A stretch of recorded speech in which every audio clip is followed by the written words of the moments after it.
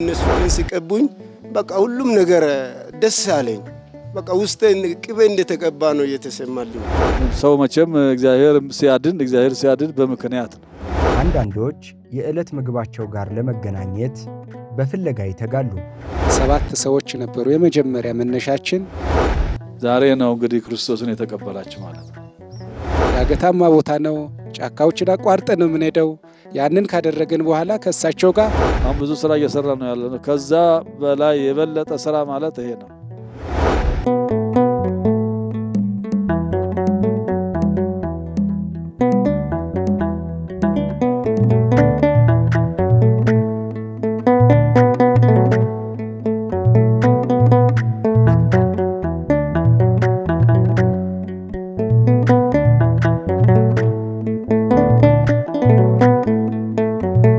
ፍለጋ የሰው ልጅ የተፈጥሮ ጠባይ ነው። አንዳንዶች የዕለት ምግባቸው ጋር ለመገናኘት በፍለጋ ይተጋሉ። አንዳንዶች ዕውቀትን፣ ሌሎች ደግሞ ሥልጣንን። ነገር ግን ከሁሉ የሚከብደውና የሚረቀው የነፍስ ፍለጋ ነው። ነፍስ እውነተኛ እረኛዋን እስክታገኝ ድረስ ትቃትታለች፣ ደግሞም አታርፍምና። የዚህ የነፍስ ፍለጋ አንድ አካል የሆነ መንፈሳዊ ሁነት ባሳለፍነው ወርሃ መጋቢት 2018 ዓ.ም በሸገር ከተማ ሀገረ ስብከት በጀሞ ደብረ ብርሃን አቡነ ተክለ ሃይማኖት ቤተ ክርስቲያን ተከናውኗል። ከክርስቶስ የተወለዱት ወገኖቻችን 75 ነው በዛሬው ዕለት ማለት ነው። በጥምቀት የተወለዱት ማለት ነው። ስለዚህ ለቤተ ክርስቲያናችን ለሁላችንም ትልቅ ደስታ ነው። በጣም እጅግ ደስ ብሎናል። ከዚህ የበለጠ የሚያስደስት ነገር የለም። ምክንያቱም በቤተ ክርስቲያን ትልቁ ልማት የጠፉትን መመለስ ነው፣ የራቁትን ማቅረብ ነው። አሁን እነዚህ ብዙ ጊዜ ሳያውቁ ብዙ ሌሎች ቤተ እምነቶች የቆዩ በዛ የኖሩ ናቸውና በዚህ ምክንያት ያው በምክንያት ሰው መቼም እግዚአብሔር ሲያድን በምክንያት ነው። በምክንያት ሰዎች ይድናሉ። በምክንያት ደግሞ ሰዎች ሊጎዱ ይችላሉ። ስለዚህ በምክንያት ያው ከነሱ ውስጥ አንዱ ዋናቸው ኃላፊያቸው የሆነው ታሞ ፓስተር ማለት ነው። ፓስተር የነበረው ስለታመመ መዳን ስላቃተው ወደዚህ ቤት መጣ። ወደዚህ ቤት ሲመጣ ዳነ። ቤተክርስቲያን አዳነችው። ከዚህ በኋላ ነው እንግዲህ በቃ ጠቅላላ ተከታዮችን ጭምር ይዞ መጥቶ በዚህ ቤት መሆን አለብን፣ የኢትዮጵያ ኦርቶዶክስ ተዋሕዶ ቤተክርስቲያን ተከታዮች መሆን አለብን በማለት እዚህ መጥተው እዚሁ አስተዳዳሪውን ሰበካ ጉባኤውንም አነጋገሩ። ከዛ በኋላ መምህራን ተመድቦ እንዲያስተምሩ አረግን።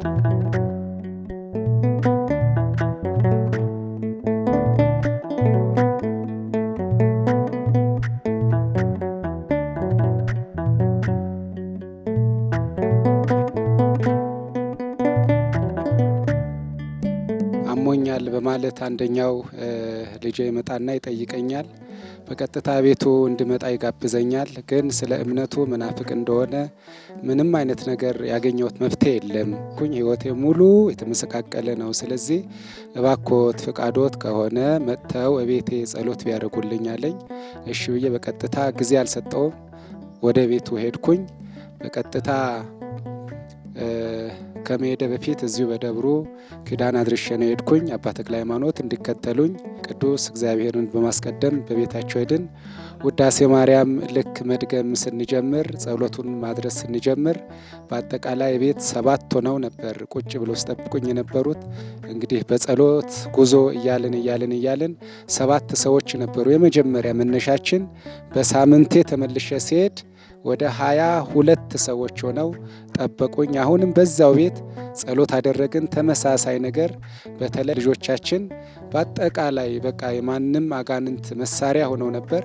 በዚህ መንገድ ሲጮሁ ሲቃጠሉ ሰማን።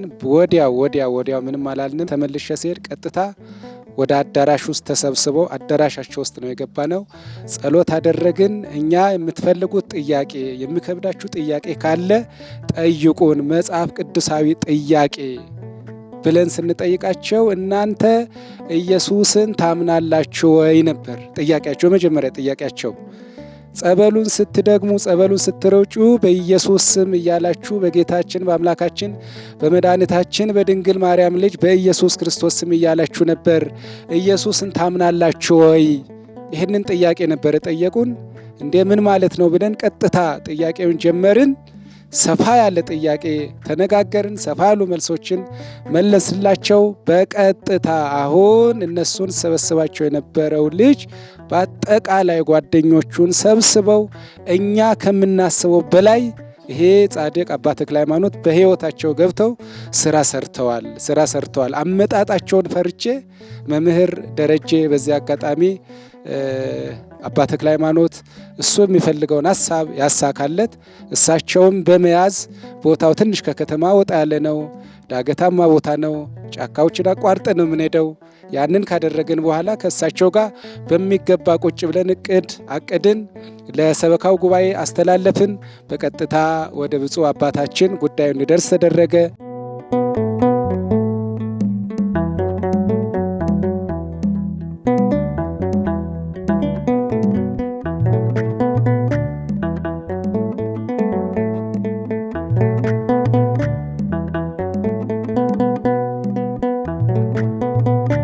እነዚህ 75 ወንድሞችና እህቶች ከተለያዩ የሃይማኖት ዳራዎች የመጡ ናቸው። ከመጠመቃቸው አስቀድሞም ለ2 ወራት በአፍ መፍቻ ቋንቋቸው የቤተ ክርስቲያንን ሥርዓትና የዶግማ ትምህርት ሲቀስሙ ቆይተዋል። በየአቅጣጫው በየቋንቋው ጓሞኛ የሚችሉት በጓኝምኛ መጥቶ እንዲያስተምሩ፣ ኦሮምኛ የሚችሉት ደግሞ በኦሮምኛ መጥቶ እንዲማሩ፣ በአማርኛ ምን ደግሞ በአማርኛ በ3 ቋንቋዎች ሲማሩ ነው የቆዩት። ለ2 ወር ማለት ነው። ለ2 ወር በሳምንት ረቡዕ በዚህ ቤተክርስቲያን ውስጥ ሲማሩ ከርመው ነው አሁን ዛሬ የኢትዮጵያ ኦርቶዶክስ ተዋሕዶ ቤተክርስቲያን ተከታይ እንዲሆኑ ወደዚህ እንዲቀላቀሉ ያደረግነው 75 ወገኖቻችን 75 ነፍሳትን ነው በዛሬ ዕለት ያዳነው እንግዲህ ማለት ነው።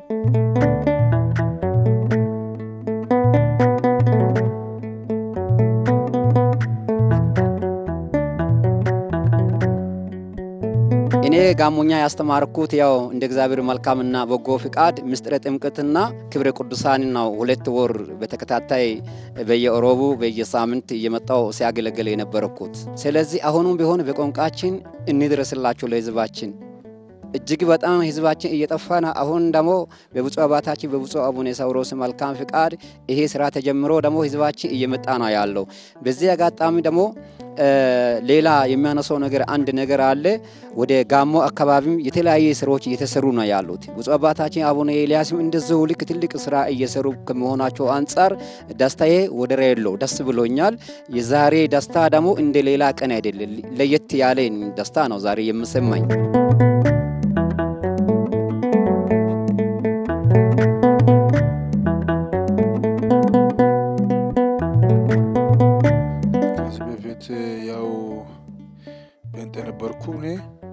ከዛም በኋላ የሆነ ልጅ ስታመም እነሱ ቄስ ምንዳይና ደረጀ አንተና ሲሄዱ እዛ ሰፈር ለነበረንና ለቡና ጠሩን ማለት ነው። እሱ ታሞ ነበር። ከዛ እዛው ቦታ ተጠርተን ስንሄድ ሰውየው ድኗል። በቃ እነሱ ጸበል ለርቶ ምን አርግቶ ሲመለሱ በጣም በቃ ድኖ ነበር እና ከዛን በቃ እኛም በቃ ይሄን በቃ ማመልክ አለብን በሚለው ደግሞ እኛ አመለክንና ወደና ህይወት አገኘን። ከዛ ህይወት ያለው አሁን ስንት ወር ነው? ዳገት 2 ወር ድረስ እየገፉ ምን እያሉ እኛን አስተምሮን ይኸው ለዚህ ሁሉ አበቅቶናል። መምህር ደረጀና ቄስ ምንዳዬ እነሱ ናቸው ለሶስተኛ እኛን ተባብሮ ለዚህ ሁሉ አበቁን ማለት ነው።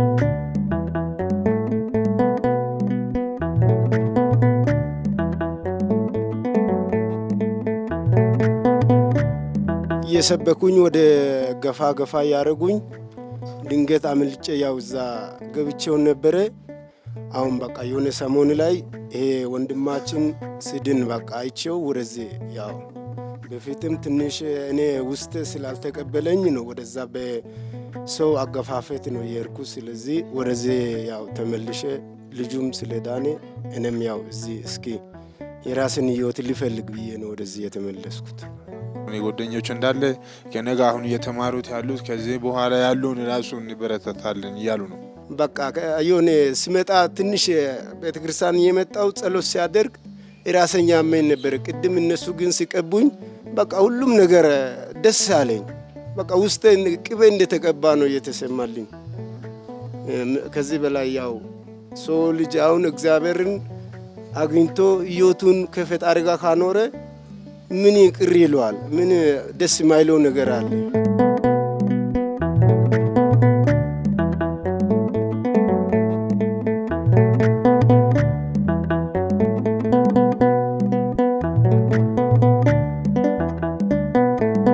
ትምህርት ሃይማኖትን 5ቱን አዕማደ ምስጢርና ነገረ ማርያምን ለ2 ወር ተምረዋል። ይሄ እንደዚህ የሆነ ያለ ግን ሁኔታዎችና ነገሮቹ ትንሽ እነሱ የሚመጡበትን ቦታና መንገዱ አስቸጋሪ ስለነበረ እዚህ የነበሩትም አባቶች ካህናት እንዲሁም ዲያቆናት በተለይ ቄስ ምንዳዬ አሁን እንደዚህ በጎን የማያቸው እሳቸው በተለይ እዛ አዳራሽ ድረስ ባሉበት ቦታ ድረስ እየሄዱ እነኚህ ልጆች በማበረታትና የሚያስፈልገውን የአገልግሎት ስራ ሁሉ እጅግ ደስ በሚል ሁኔታ የተወጡት አባቴ ቄስ ምንዳዬ ናቸው። ይህንን ያደረገ እንግዲህ እግዚአብሔር ስሙ የተመሰገነ ይሁንልን። ልጆቹም ደግሞ እንግዲህ እዛ ባለንበት ቦታም ትምህርቱ በሚሰጥበት ቦታ የብፁዕ አባታችን የበላይ መሪነት ሆኖ በቃ ከዚህ በኋላ እንግዲህ አዳራሹ ላይ የሚሰጠው ትምህርት ይበቃልና አሁን ልጆቹ ካመኑ ወደ ቤተክርስቲያን ይምጡ በሚል አመራርነት እኛም ደግሞ እናንተ ከዚህ በኋላ በዚህ እስካሁኑ ሰዓት ዋጋ ሲከፈል ቆይተዋል። አሁን ደግሞ ወደ ቅድስት ቤተክርስቲያን መጣችሁ እንድትማሩ በሚል ጉዳይ ስንነግራቸው አንድም ሰው የቀረ የለምና ራሳቸውን አነሳስተው ወንዶቹ፣ ሴቶቹ፣ ህፃናትን ሁሉ ይዘው በእውነት እጅግ በጣም ደስ በሚል ሁኔታ ከጥር ጀምሮ ትምህርቱ ሲሰጥ ቆይተዋል።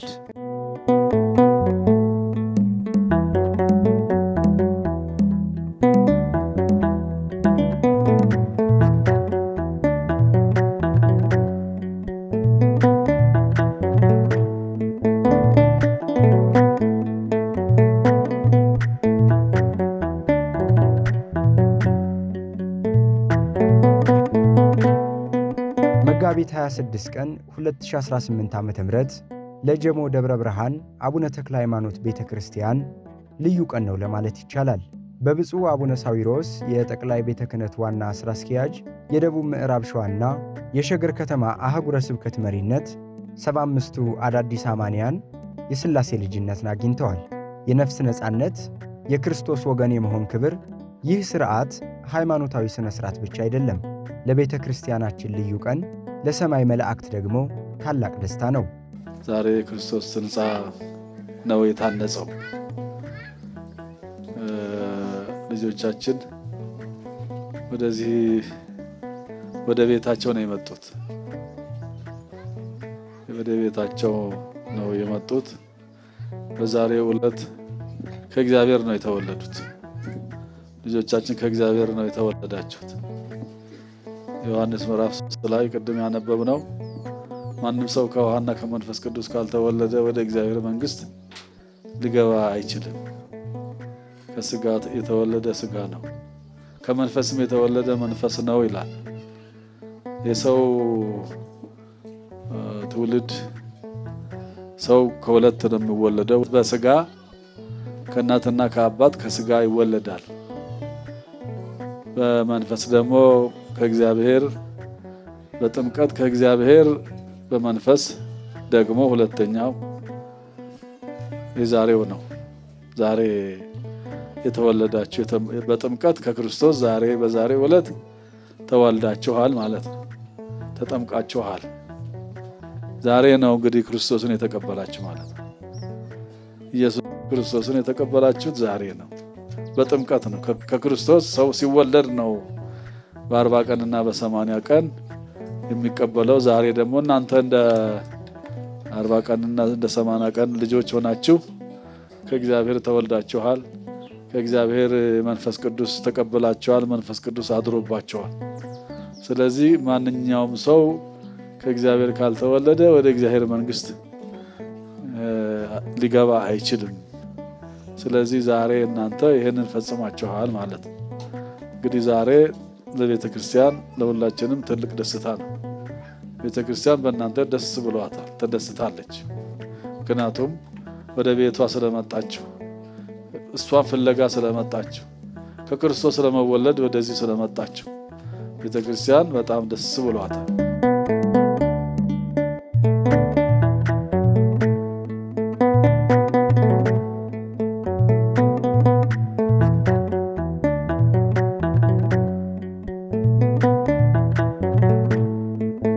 እነኚህ ሰዎች ዛሬ ተጠምቆ ነገ ወጥቶ እንዳይሄዱ አሁንም የደብሩ አስተዳደር፣ የደብሩ ስብከተ ወንጌል፣ የደብሩ ሰበካ ጉባኤ ትልቅ አደራ ይጠብቅባቸዋል። ምክንያቱም አስጠምቀናል ብለን እነሱ ከተው ሰዎች ይጠፋሉ።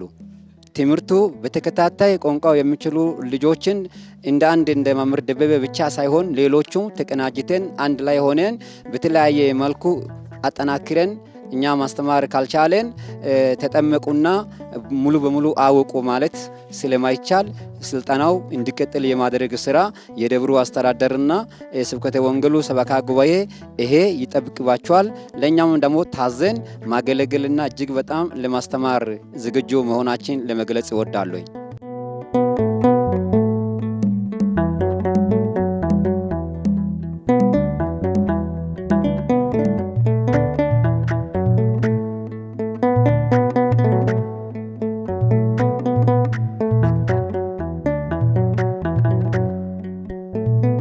የአዳዲሶቹ አማንያን ጉዞ እዚህ ላይ ሀብሎ ተጀምሯል። ቅድስት ኦርቶዶክሳዊት ቤተክርስቲያንም የጠፉትን በጎች ፍለጋ የምታደርገው ጉዞ ተጠናክሮ ይቀጥላል። ምክንያቱም ከዚህ የሚበልጥ የቤተክርስቲያን ልማት የለምና። የወንጌል ልማት ማለት ይሄ ነው። ወንጌል ልማት ወንጌልን በወንጌል የጠፉትን ሰዎች የራቁትን ወገኖቻችን አምጥቶ ማልማት ትልቁ ስራ ትልቁ ልማት ይሄ ነው። በዚህ ዙሪያ ነው መጠንከር የሚያስፈልገው።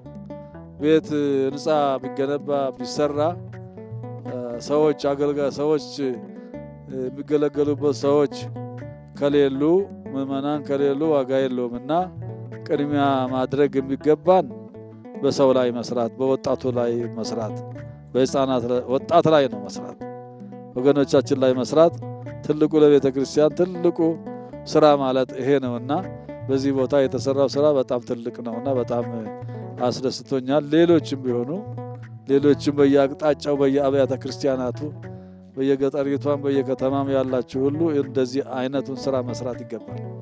በዛሬ ቀን በአንድ ቀን 75 ወገኖቻችን ነው ወደዚህ ወደ ኢትዮጵያ ኦርቶዶክስ ተዋሕዶ ቤተክርስቲያን የተቀላቀሉት ማለት ነውና ስለዚህ ይሄ ስራ ቀላል ስራ አይደለም። እጅግ በጣም ደስ ብሎናል። እጅግ በጣም እናመሰግናለን። ደስ ብሎናልና ልጆቻችን በእናንተ ተደስተናል። ይህንን የተባበሩት አስተዳዳሪው፣ ሰበካ ጉባኤው፣ አስተማሪዎች፣ መምህራን፣ ሰንበት ተማሪዎችም ጭምር ይህንን ያስተባበሩ ይሄ እንዲጠናከርና ለዚህ ለጥምቀት እንዲጠመቁ ለማድረግ የደከማችሁት ሁላችሁ በጣም እጅግ እናመሰግናቸዋለንና በጣም ከምንሰራው ስራ አሁን ብዙ ስራ እየሰራ ነው ያለነው። ከዛ በላይ የበለጠ ስራ ማለት ይሄ ነው የሚበልጠው። ሌላው ይሄን አክልን ይሄ እንግዲህ መቀመጫ ሲኖር ነው ሌላው ማለት ነው። ሰው ሲኖር ነው ማለት ሰው ሲኖር የበለጠ ስራ መስራት ይቻላል። አባላት ሲኖሩ ብዙ ስራ መስራት ይቻላል። ራሳቸው እነሱ ደግሞ መጥተው ይሰሩታል ማለት ነው። መስራቱ ትልቁ ስራ በሰው ላይ መስራት ያስፈልጋልና የክርስቶስ ቤተሰቦች እንዲሆኑ የቤተክርስቲያን ልጆች የክርስቶስ ልጆች የክርስቶስ ቤተሰብ እንዲሆኑ መስራት ከዚህ የበለጠ ስራ የለምና በጣም እጅግ ደስ ብሎናል።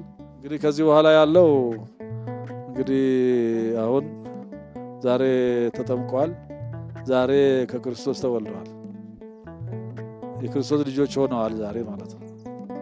እንግዲህ ሰው ከክርስቶስ የሚወለደው ክርስቶስን የሚቀበለው በ40 ቀኑና በ80 ቀኑ ነው። ሌሎች እንደሚሉት አይደለም። ወንድ በ40 ቀን ሴት ደግሞ በ80 ቀን ጌታን ተቀብለዋል። ጌታን የሚቀበሉት እንደዚያ ነው። ዛሬ የመጡት ልጆቻችን ዛሬ ነው የተቀበሉት በፊት ሳይሆን። ስለዚህ ከዚህ በኋላ እንግዲህ እናንተ የተጠመቃችሁት ጠንካሮች መሆን አለባችሁ። ሁሉ ጊዜ ከቤተ ክርስቲያን መለየት የለባችሁ። መማር አለባችሁ። የቤተ ክርስቲያን ስርዓትና ሕግን በደንብ ማወቅ አለባችሁ። እናንተም የደብሩ አስተዳዳሪ መላከ ብርሃን ቀሲስ መልካሙ እና ሰባኪው አስተማሪዎችም ጭምር ይህንን የጀመራችሁትን የማስተማር ስራ እስከ መጨረሻው መቀጠል አለባችሁ። እስከሚዋሃዳቸው እስከሚጠነክሩ ድረስ በደንብ እስከሚገባቸው በደንብ እስከሚዋሃዱ ድረስ እስከሚዋሃዳቸው ድረስ ክትትል ማድረግ ያስፈልጋል። ዛሬ ተጠመቁ ከዛ በኋላ ዝም ካልናቸው ያው አደጋ ይሆናልና ስለዚህ ክትትል ማድረግ እንዲማሩ ማድረግ የአብነት ትምህርትንም እንደገና ከነሱ ውስጥ ዲያቆን ቄስ እንደሆኑ እዚሁ እንዲማሩ መጽሐፍ ቅዱስንም እንዲማሩ ሁሉ ጊዜ ቤተክርስቲያን እንዲገኙ እንዲያስቀድሱ እንዲቆርቡ ክትትል ማድረግ በጣም ያስፈልጋል። ምክንያቱም ጸንቶ እንዲገኙ ማለት ነው። በርትቶ ጸንቶ በቤታቸው በቤቱ ጸንቶ እንዲቆዩ እንዲገኙ ይህን የመሰለ ስራዎች በጣም መስራት ያስፈልጋል እና ስለዚህ ይህንን ጠንክራችሁ ያዙ፣ ጠንክሩ። እኔም ሌላ ጊዜ ደግሞ መጥቼ አያቸዋለሁ። ዛሬ አጥምቀናቸዋል፣ ነገ ደግሞ ምን ደረጃ ላይ እንዳሉ ሌላ ጊዜ እናያቸዋለን። ስለዚህ እነሱንም እናያቸዋለን። ሌሎችም ደግሞ ሲያመጡ አሁን ማምጣት አለባችሁ እናንተ የተጠመቃችሁት። ሌሎችም ሲያመጡ ደግሞ እንደዚሁ መተን እናጠምቃቸዋለን፣ እናስተምራቸዋለን።